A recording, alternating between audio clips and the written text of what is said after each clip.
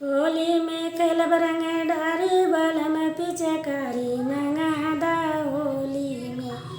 होली खेलब रंग डारी बलम पिचकारी मंगादा होली में।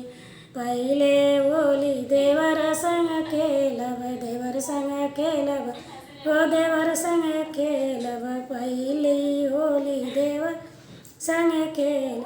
तिरछी नयन रस भरी बलम पिचकारी मंगादा होली।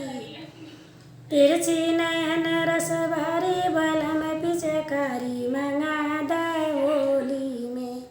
होली खेलब रंग डारी बलम पिचकारी मंगादा होली में।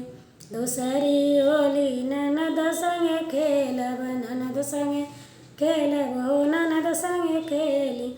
मुस्की लगे बड़ी प्यारी अरे मुस्की लगे बड़ी प्यारी बलम पिचकारी लिया दा होली में।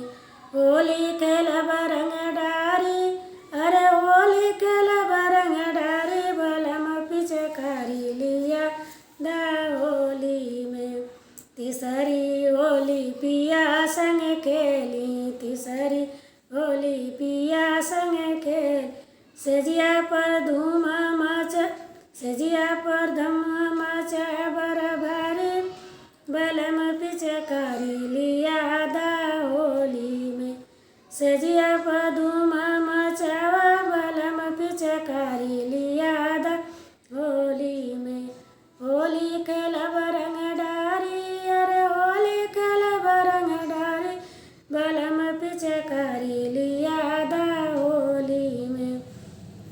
तीसरी होली पिया संग खेली तीसरी होली पिया संग खेल। सेजिया पर धूम मचा बड़ा भारी बलम पिचकारी लिया दा